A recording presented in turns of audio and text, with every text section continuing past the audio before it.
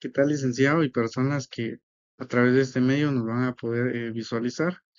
Hoy, pues en esta oportunidad, vengo a hablarles sobre el tema la propiedad y las formas en que se pueden adquirir esta misma. Para mí es un gusto poder dialogar acerca de este tema, esperando pues que sea de su agrado y pues también que sea por sobre todo, de entendimiento y que les aporte a su aprendizaje más en algo. Entonces, hoy vamos a hablarles sobre la propiedad.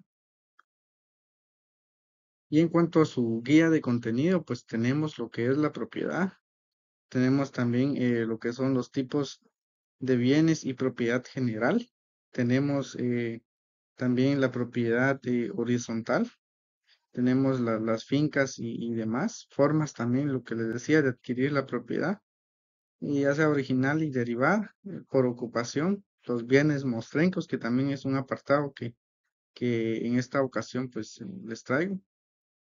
También tenemos por posesión, propiedad de inmuebles, por usucapión, forma de adquirir por accesión y accesorios de la propiedad. Entonces, este es el guía de contenido que a continuación pues les traigo para que podamos, de hecho, para que me puedan visualizar y poderles llegar hacia su aprendizaje. La propiedad. En este caso vamos a hablar sobre la propiedad. Se preguntarán, ¿qué es la propiedad? Pues la propiedad es un derecho real. Nos vamos a lecturar acá. El derecho de propiedad o dominio de propiedad es la capacidad jurídica directa e inmediata que tiene una persona respecto a un objeto o una propiedad determinados, lo cual permite disponer de ellos libremente dentro del marco establecido por la ley. Entonces, en otras palabras, decimos que la propiedad es el derecho real que una persona tiene, ya sea para usar, para gozar y disponer de una cosa. Y claro que con las limitaciones y obligaciones que están establecidas por la ley. Cuando nos referimos a usar, pues nos referimos a que pues el usuario ahí sí que lo redundante puede usar, puede disponer de una cosa, claro que con sus limitaciones, igual al gozar, tiene derecho a obtener los frutos o beneficios de lo que la cosa produzca, y ya sea como rentas o cosechas. Y también disponer, porque puede venderla. Pero aclarando, antes de entrar de lleno con esto, la propiedad siempre va a ser propiedad e media vez esté declarado mediante la misma. Por ejemplo, para uno poder ser propietario de alguna situación, debe estar declarado.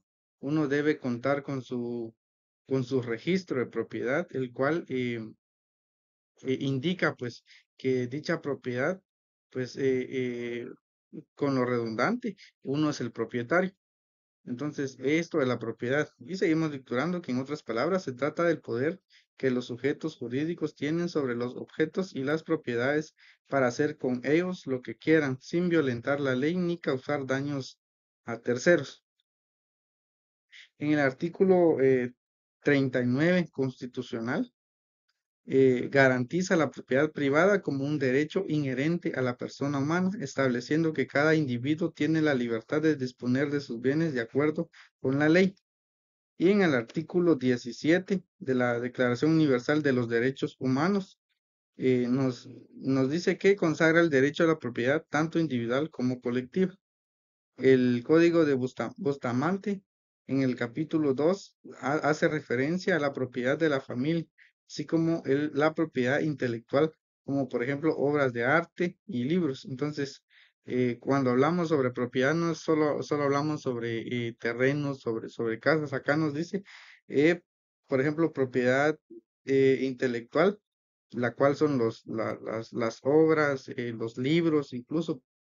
Por eso a veces nosotros cuando hacemos uso de algo o hacemos un trabajo, siempre es importante poner en el apartado de dónde fue que salió dicha información, aclarando pues que uno no es el autor de dicho libro, porque debemos tener cuidado al manejar este tipo de propiedades. En caso, sería la propiedad intelectual, las personas autores de dicho libro o personas que son propietarios de alguna situación o de algunos casas, terrenos. Y tenemos acá los diferentes autores. El primero, pues, es Spengler, lo cual dice que la propiedad es el derecho a determinar cómo se usarán las cosas, donde la exclusión es la esencia forma del derecho, formal del derecho. También tenemos de Alessandri Rodríguez, que él es de Chile. Nos dice que la propiedad es un derecho real en una cosa corporal para usar y disponer de ella arbitrariamente, no siendo contra la ley o contra el derecho ajeno. Acá en este apartado, siempre con la propiedad, nos indica en el artículo 467 del Código Civil sobre la expropiación forzosa y nos dice que la propiedad puede ser expropiada por razones de utilidad colectiva, beneficio social o interés público previa indemnización determinada de conformidad con la ley de la materia, que es expropiación. Si así lo queremos ver, es un acto del Estado mediante el cual se priva legalmente a una persona de propietario de su propiedad, con lo redundante, por razones ya sea de utilidad pública o interés social. Esto a cambio de una justa indemnización. Entonces, y se preguntarán quiénes están a cargo de realizar esto. Pues sus autoridades competentes, pues están por medio del Congreso, del Ejecutivo, las municipalidades, o según el caso en el que puede llegar a realizarse la expropiación eh, conforme a la ley. Y también tenemos en el artículo 470, siempre del Código Civil, y nos indica sobre derecho de autor, y nos dice que el producto o valor de trabajo o industria lícitos, así como las producciones del ingenio o del talento de cualquier persona, de cualquiera persona, son propiedad suya y se rigen por las leyes relativas a la propiedad en general y por las especiales sobre estas materias. Código de Bustamante, artículo 115. La propiedad intelectual y la industria se regirán por lo establecido en los convenios internacionales especiales ahora existentes o que en lo sucesivo se acuerden. A falta de ellos, su obtención, registro y disfrute quedarán sometidos al derecho local que las otorgue. En el artículo 42, perdón, constitucional, derecho de autor inventor. Se reconoce el derecho de autor y derecho de inventor. Los titulares de los mismos gozarán de la propiedad exclusiva de su obra o invento de conformidad con la ley y los tratados internacionales. Es lo que le decía sobre los derechos de autores de las personas. En este caso, de películas, de literaturas, de libros, eh, de artes. Y en el Código de Bustamante, en el capítulo 2, hace referencia a la propiedad de la familia, así como la propiedad intelectual, como por ejemplo obras, artes, libros, es lo que le hacía mención. Igual en el artículo 17 de la Declaración Universal, que habíamos mencionado estos dos personajes que aportan en cuanto a la propiedad, hablando de la expropiación, consagra el derecho de la propiedad tanto individual como colectiva. En el artículo 472 del Código Civil nos habla sobre los bienes de interés histórico y artístico. Nos habla sobre que las cosas de propiedad privada, inmuebles declaradas como objetos de interés artísticos, históricos o arqueológicos, están sometidas a leyes especiales. Y esto está en el decreto 26-97 en el artículo 1 sobre los monumentos, obras arquitectónicas de escultura o de pintura monumentales, elementos de estructuras de carácter arqueológico, inscripciones, cavernas y grupos de elementos que tengan un valor universal excepcional desde el punto de vista de la historia, del arte o de la ciencia. Y en su artículo 60 constitucional hablamos sobre el patrimonio cultural, lo cual nos indica que forman al patrimonio cultural de la nación los bienes y valores panteológicos, arqueológicos, históricos y artísticos del país y están bajo la protección del Estado. Se prohíbe su enajenación, exportación o alteración, salvo los casos que determine la ley. Y como seguimos hablando sobre la propiedad, en el capítulo 2 de las limitaciones de la propiedad, acá a continuación pues les presento algunos artículos que tienen mucho que ver con lo que es el tema de la propiedad y algunos casos pues los hemos visto muy seguidamente o muy comúnmente que pues se, se expresan o se han realizado en dependencia de donde vivamos, que esto comúnmente pues sucede. Por ejemplo, tenemos en el artículo 473 del Código Civil sobre el subsuelo y sobresuelo y nos habla sobre la propiedad del predio, se extiende al subsuelo y al sobresuelo hasta donde sea útil al propietario, salvo disposiciones de las leyes especiales. En el artículo 478 del Código Civil sobre las servidumbres establecidas. Las servidumbres establecidas por utilidad pública o comunal respecto de construcciones o plantaciones para mantener expedita la navegación de los ríos o la construcción o separación de las vías públicas o para las demás obras comunales de esta clase se determinan y se resuelven por leyes y reglamentos especiales a falta de estos por las reglas establecidas en este código. Que seguimos hablando pues del Código Civil. En el artículo 752, siempre del Código Civil, nos indica servidumbre es el gravamen impuesto sobre un predio para uso de otro predio de distinto dueño para utilidad pública o comunal. Sin embargo, el propietario de dos fincas puede gravar una de ellas con servidumbre en beneficio de la otra. El inmueble a cuyo favor está constituida la servidumbre se llama predio dominante y el que sufre predio sirviente. Esto ocurre muy a menudo en aquellos lugares en el que tienen problemas de paso. Hablando de esto, acueducto, de tuberías, de desagües. Entonces, este artículo es el que regula y nos indica también en un artículo en el que nos dice que esto es regulado y que si la persona no llega en un mutuo acuerdo del que pueda ceder este paso a que pasen esto tuberías, estos desagües, entonces ya se va a un paso de servidumbre de manera forzosa para pues poder realizar este paso de tuberías. Entonces está normado y regulado por la ley. Y también nos habla sobre el artículo 481 del Código Civil, siembra de árboles cerca de heredad ajena. No se debe plantar árboles cerca de una heredad ajena, sino a distancia no menor de 3 metros de la línea divisoria. Si la plantación de árboles grandes y de 1 metro, si la plantación es de arbustos o de árboles pequeños.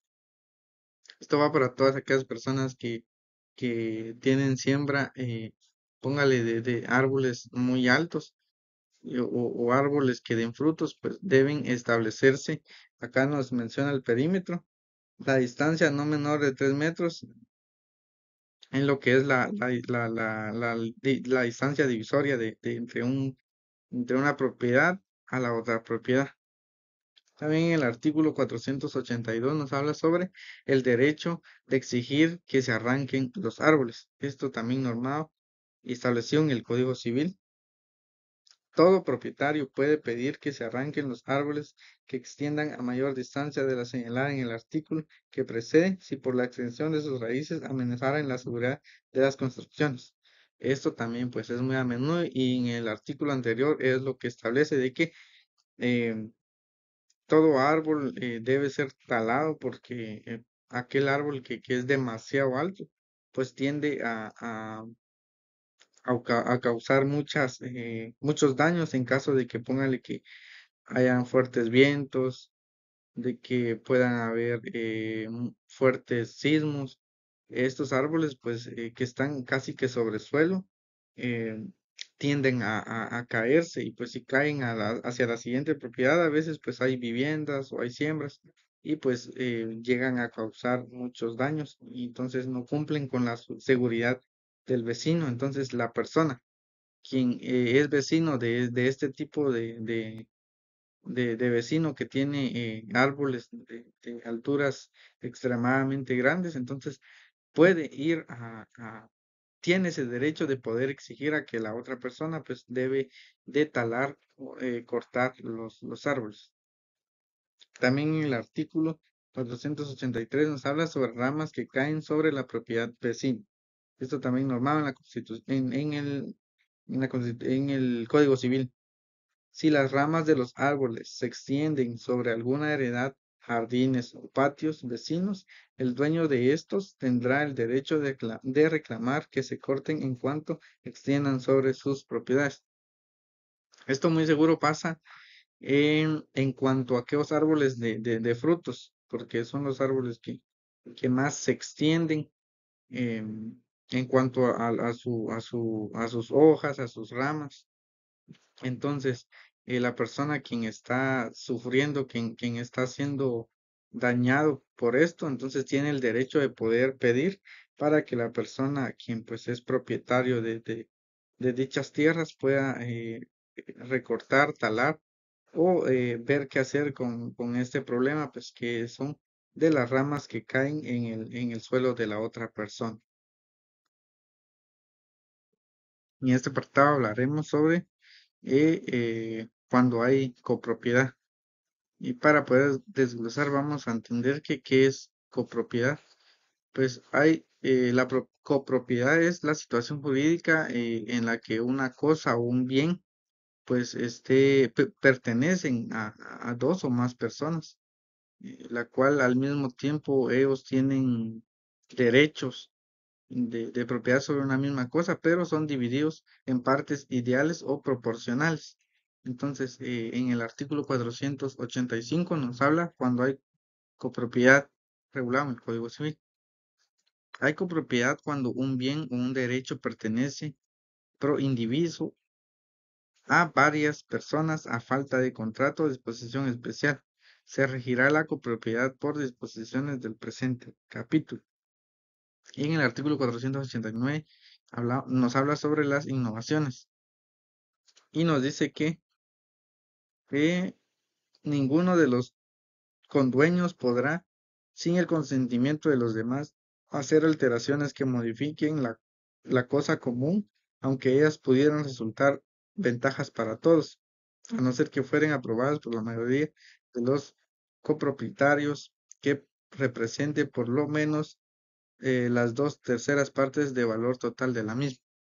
Entonces, tanto como tienen eh, ventajas, pues también tienen desventajas estos, porque todos tienen derechos de propiedad sobre la misma cosa, solo que están divididos en partes ideales y proporcionales, es decir, nadie tiene más, nadie es más, sino que están divididas por partes ideales y proporcionales. Y en el artículo 490 nos habla sobre la administración. Y para la administración del bien común serán obligatorios los acuerdos de la mayoría de los partícipes que represente por lo menos las dos terceras partes del valor total de la casa. Cosa. En el artículo 492 sobre el derecho de pedir división. Ningún propietario estará obligado a pertenecer a la comunidad. Cada uno de ellos podrá pedir en cualquier tiempo que se divida la cosa común, salvo las cosas en la que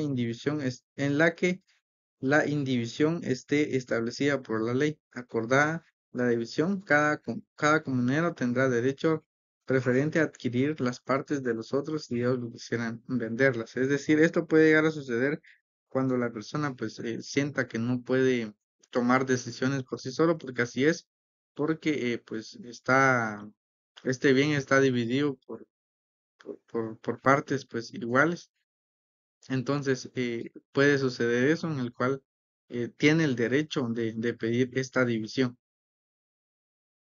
En el decreto de ley 82-84, el artículo 1, nos habla sobre ello, sobre derecho a solicitar la desmembración. El copropietario de bien inmueble proindiviso inscrito en el registro de la copropiedad inmueble que desee localizar y separar a su parte alícuota correspondiente podrá solicitar en la vía voluntaria la desmembración ante el juez de primera instancia del ramo civil del departamento en el cual se encuentre localizada la finca en proindivisión de conformidad con las normas de la presente ley. En el artículo 498 nos habla sobre el derecho de tanteo y nos dice que si se hubiere de poner en explotación todo o parte de la cosa común, cualquiera de los comuneros tendrá derecho preferente a obtenerla en igualdad de condiciones del que ofrezca la mejor propuesta. Si pidieren el arriendo dos o más comuneros y no lograren ponerse de acuerdo, se hará la adjudicación a todos ellos en proporción a sus respectivas cuotas en el condominio. En el artículo 505 nos habla sobre la medianería establecido en el Código Civil y nos indica que hay copropiedad en una pared, foso o cerca que sirve de límite y separación a dos propiedades contiguas.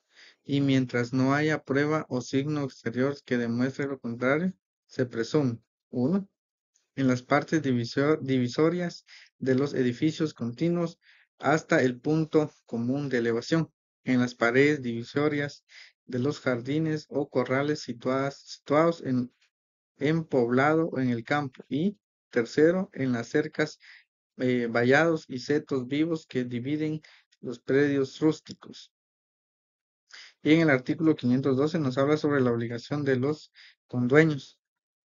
Los dueños de los predios están obligados a cuidar de que no se deterioren la pared, cerca, zanja o seto medianeros, y si por hecho propio o de alguno de sus dependientes o animales se deterioren, deben reponerlos pagando los daños y perjuicios que se hubieren causado. En el artículo 529 nos indica cómo se origina la propiedad horizontal. El régimen de propiedad horizontal dividida puede originarse: 1, cuando el propietario o los propietarios comunes de un edificio deciden someterlo a este régimen para efectuar cualquier negocio jurídico con todos o parte de sus diferentes pisos, una vez que se hayan inscrito en el registro de la propiedad como fincas independientes. 2, cuando una o varias personas construyan un edificio con el mismo propósito. Y 3, cuando en disposición de última voluntad se instituya a los herederos o algunos de ellos como legatorios de pisos de un mismo edificio susceptible de propiedad horizontal. Un ejemplo pues podría ser sobre un edificio que pues tiene 10 pisos. Entonces cada dueño posee su apartamento privado y además es copropietario del terreno, pues en cuanto a pasillos, elevadores, cisterna y fachada. Entonces, ¿cuál es la finalidad de la propiedad horizontal? Pues esto facilita la convivencia y administración de edificios y condominios, garantizando el respeto de los derechos individuales y colectivos, pues, de los propietarios. Entonces, eso nos indica sobre la propiedad horizontal. En el artículo 531 nos indica que debe constituirse por escritura pública. Y nos dice que el régimen de la propiedad horizontal se debe constituir por escritura pública que ha de inscribirse en el registro de la propiedad inmueble. La escritura constituida debe contener los requisitos siguientes: 1, declaración del propietarios de someter a este régimen el inmueble de su propiedad, es decir, cada persona que pues va a realizar esta propiedad horizontal sí o sí debe estar registrada, porque no solo porque cuenta con los requisitos en cuanto a manera, o sea, de dinero o algo así, lo puede realizar, sí, siempre pero siempre tiene que estar declarada, es decir, tiene que tener su escritura eh, por escritura pública que ha de inscribirse en el registro de la propiedad inmueble, es decir, debe estar sí o sí registrado en de la propiedad del inmueble. Toda situación, medidas y colindancias del terreno, así como una descripción total del edificio y mención de sus servicios de agua, electricidad y cualesquiera otro de que goce.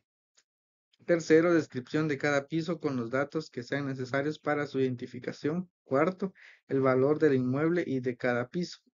Y quinto, pues descripción de los elementos y partes comunes del edificio y de los elementos y partes comunes limitados a las unidades independientes. Y sexto, cualquier otro dato que consideren conveniente los otorgantes. Entonces, esto son las razones por el cual debe constituirse en escritura pública lo que es la propiedad horizontal. Y acá les hablo sobre las facultades del propietario. Cada piso, departamento o habitación puede transmitirse o grabarse con independencia del edificio total de que forma parte. El propietario tiene derecho de usar, gozar y disponer de él con las limitaciones que establezcan las leyes, escritura constitutiva del régimen y reglamento de copropiedad y administración.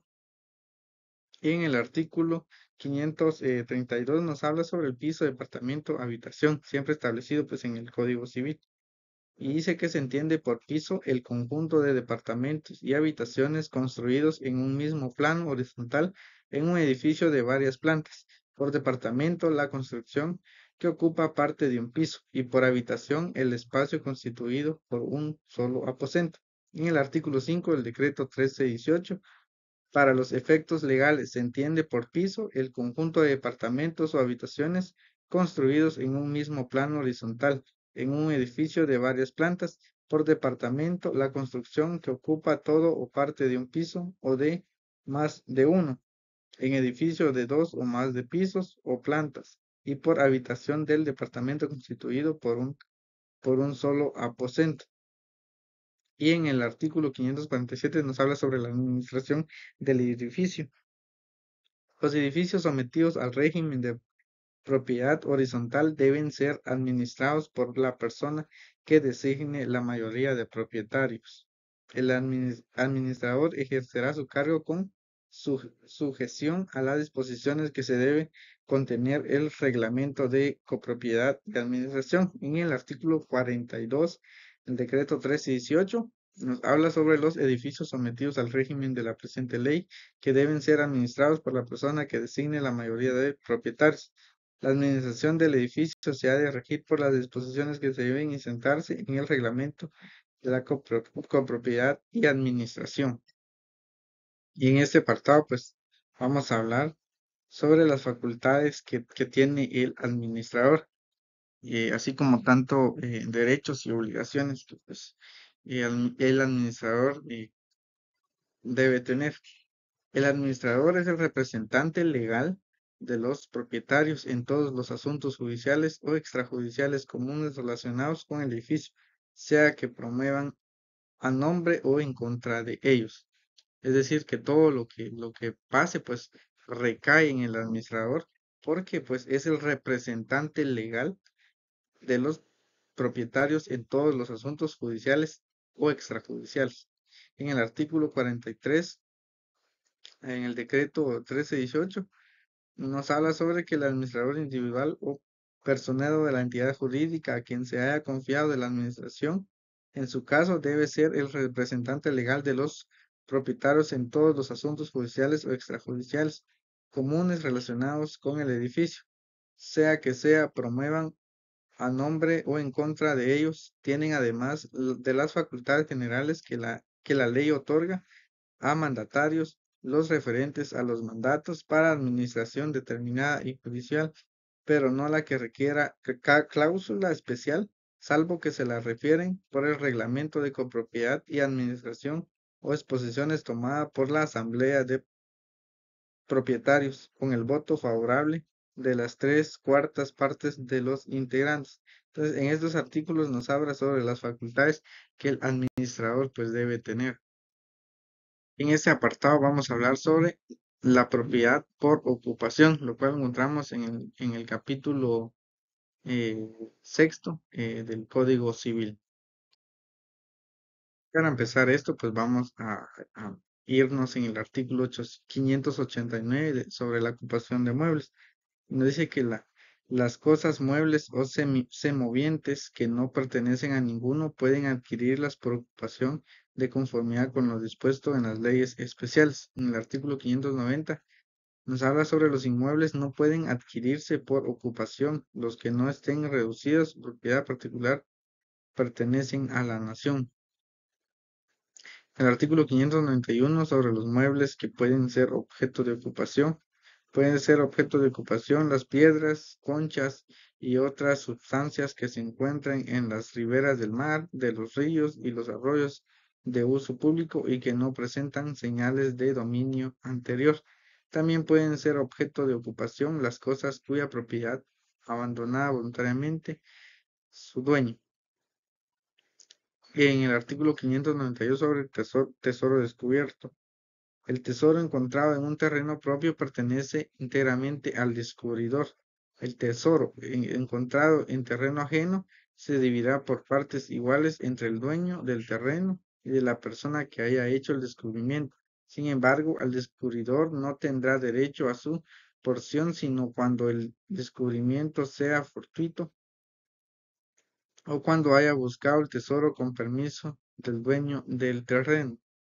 En el artículo 596 sobre el descubrimiento del tesoro, nadie puede buscar tesoro en terreno ajeno sin permiso escrito del dueño. El interesado que estuviere permiso, prestar garantía o satisfacción del propietario podrá hacer excavaciones para sacar dinero, alhajas u objetos preciosos que alegaren pertenecer. En el artículo 596 sobre los bienes mostrencos. Vamos a hablar sobre los bienes mostrencos. Y nos habla que el que encontrare un mueble o semoviente al parecer extraviado y cuyo dueño se ignore, deberá presentarlo a la autoridad municipal más próxima al lugar donde hubiere tenido lugar el hallazgo. A la autoridad que reciba el encontrado pondrá el hecho en reconocimiento público y si transcurrido el término fijado no se presentare persona que justifique su dominio, se procederá a su venta en pública subastas. Es decir, no es nomás de quedarnos con las cosas que podemos encontrar tiradas, porque pues la ley no los permite quedarnos.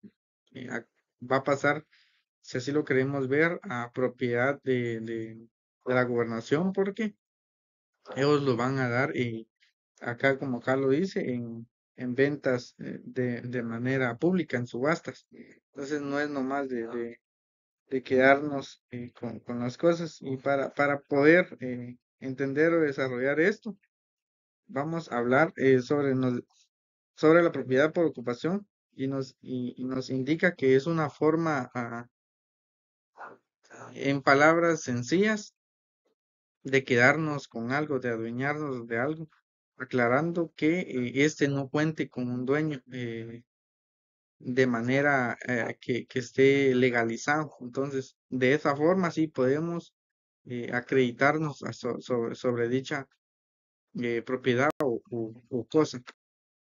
Y acá pues tenemos otros artículos que nos habla un artículo acá muy importante sobre el artículo 608 del Código Civil, lo cual nos dice que los animales sin marca alguna que se encuentren en una finca particular se presume que son del dueño de esta, mientras no se compruebe lo contrario, a no ser que el propietario no tenga cría de la raza que los animales pertenezcan. Entonces ahí se puede ser un acreedor de eso o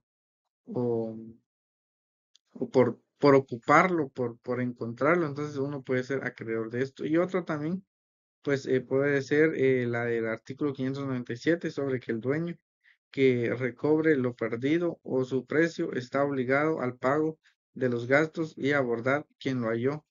el 10% del valor de la cosa o del producto de la venta. Es decir, si nosotros encontramos dicho dinero en cantidad, nosotros podemos reclamar el 10% de esta parte el del dinero porque fuimos las personas que lo hallamos. Entonces, son artículos que nos indica sobre de qué manera nosotros podemos tener o ser acreedores de poseer dichas propiedades o dichas cosas. Entonces, de esto se trata sobre la propiedad por ocupación. Y aquí también nos habla sobre la propiedad por posesión. Eso lo encontramos en el capítulo séptimo, siempre hablando del Código Civil. Pues en este apartado seguimos hablando sobre la posesión y nos indica que igual nos da varios artículos, el cual nosotros podemos, ahí sí que si nos llega a- llegamos a tener este tipo de situaciones, nosotros podamos guiarnos porque todo debemos actuar conforme está establecido en la ley. Y pues acá nos da varios artículos en los cuales nosotros podamos guiarnos. Un artículo nos habla sobre el artículo 623 sobre la presunción de buena fe. Y la buena fe dura mientras las circunstancias permiten al poseedor presumir que posee legítimamente o hasta que es citado en juicio. También sobre el artículo 614 sobre casos en que no hay posesión. Y dice que no es poseedor quien ejerce el poder sobre la cosa en virtud de la situación de dependencia en que se encuentra respecto al propietario de la misma y retiene en provecho de este en cumplimiento de las instrucciones que él ha de haber recibido. Entonces, estos son estos artículos en el cual nosotros podemos leer y guiarnos en cuanto a la posesión. Y también, pues, tenemos de la propiedad de la usucapión. Eso lo encontramos en el capítulo 8, siempre del Código Civil. En el artículo 642 nos habla quiénes pueden adquirir por usucapión. Pueden adquirir la propiedad por usucapión todas las personas capaces para adquirir por cualquier otro título. En el artículo 643, cosas prescriptibles. Son suscriptibles de prescripción todas las cosas que están en comercio de los hombres. En el artículo 646 de la usucapión solo favorece al que posee a nombre propio. Y nos habla sobre tampoco es poseedor el que tiene la cosa o disfruta del derecho por actos meramente facultativos o de simple tolerancia concedidos, permitidos por el propietario. Entonces, en estos artículos nos regula sobre qué debemos o qué no debemos realizar, el cual quedarnos o no quedarnos con la situación, aunque lo recomendable pues siempre es, en caso encontremos algo, buscar a su dueño, o no ir a adueñarnos a terrenos que pues a sabiendas cuenta con propietarios, porque la ley regula y establece que no debe ser así. Y en este apartado hablaremos sobre la accesión, lo cual lo encontramos en el capítulo, perdón, noveno siempre del Código Civil. Para empezar, vamos a desarrollar sobre qué es la accesión. Entonces, decimos que la accesión es un término jurídico que se refiere al derecho de la propiedad que se adquiere sobre una cosa por su unión o incorporación a otra.